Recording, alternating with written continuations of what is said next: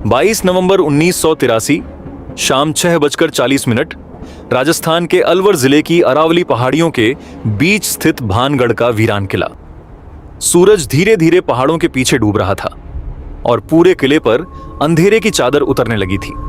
हवा में एक अजीब सन्नाटा था, ऐसा सन्नाटा जिसमें टूटती दीवारों की हल्की आवाज भी किसी चीख जैसी महसूस होती थी।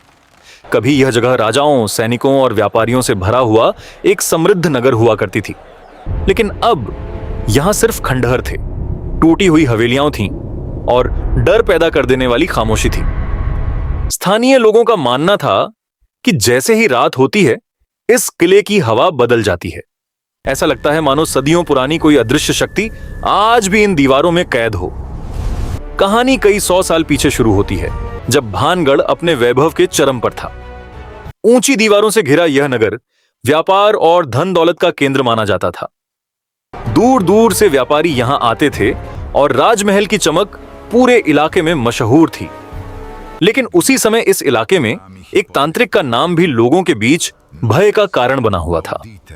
कहा जाता है कि वह तांत्रिक काले जादू में बेहद शक्तिशाली था और उसकी नजर भानगढ़ की राजकुमारी पर पड़ चुकी थी। राजकुमारी अपनी सुंदरता और बुद्धिमानी के लिए प्रसिद्ध थी और पूरे राज्य में उसकी चर्चा होती थी। तांत्रिक उसे हर हाल में पाना चाहता था। एक दिन उसने अपनी तांत्रिक शक्तियों से एक जादुई तेल तैयार किया। लोक कथाओं के अनुसार उस तेल को यदि राजकुमारी छू लेती तो वह तांत्रिक के वश में आ जाती। लेकिन भाग्य ने कुछ और ही तय कर रखा था। जैसे ही तेल राजमहल की ओर ले जाया जा रहा था, राजकुमारी को उसकी सच्चाई का पता चल गया।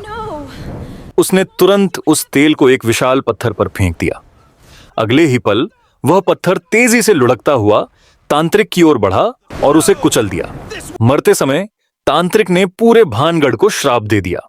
कहा जाता है कि उसने भविष्यवाणी की थी कि यह नगर जल्द ही बर्बाद हो जाएगा और यहां रहने वाले लोग कभी शांति नहीं पा सकेंगे। उस श्राप के कुछ समय बाद भानगढ़ पर अचानक विनाश टूट पड़ा। युद्ध, अकाल और रहस्यमयी घटनाओं ने पूरे नगर को तबाह कर दिया। धीरे धीरे लोग इस जगह को छोड़कर भागने लगे। महलों के दरवाजे बंद हो गए, बाजार सूने पड़ गए और कभी रोशनी से जगमगाने वाला नगर खंडहरों में बदल गया। लेकिन सबसे भयावह बात यह थी कि नगर छोड़ने वाले कई लोगों ने दावा किया कि रात के समय उन्हें अजीब परछाइयां दिखाई देती थीं। कुछ लोगों ने सुनसान गलियों में पायल की आवाजें सुनने की बात कही, तो कुछ ने टूटे महलों के भीतर किसी अदृश्य शक्ति की मौजूदगी महसूस की। समय बीतता गया, लेकिन भानगढ़ का डर खत्म नहीं हुआ। आज भी भारतीय पुरातत्व सर्वेक्षण ने सूर्यास्त के बाद इस किले में प्रवेश पर रोक लगा रखी है। आसपास के गांवों के लोग कहते हैं कि रात में यहां रुकने वाला कभी सामान्य हालत में वापस नहीं लौटता। कई लोगों ने दावा किया कि उन्होंने अंधेरे में किसी को चलते हुए देखा, जबकि वहां कोई मौजूद नहीं था। कुछ पर्यटकों ने यह भी बताया कि किले के भीतर अचानक उनके कैमरे बंद हो गए, मोबाइल काम करना बंद कर गए और हवा का तापमान असामान्य रूप से ठंडा हो गया। रात गहराने के साथ भानगढ़ का वातावरण और भयावह हो जाता है।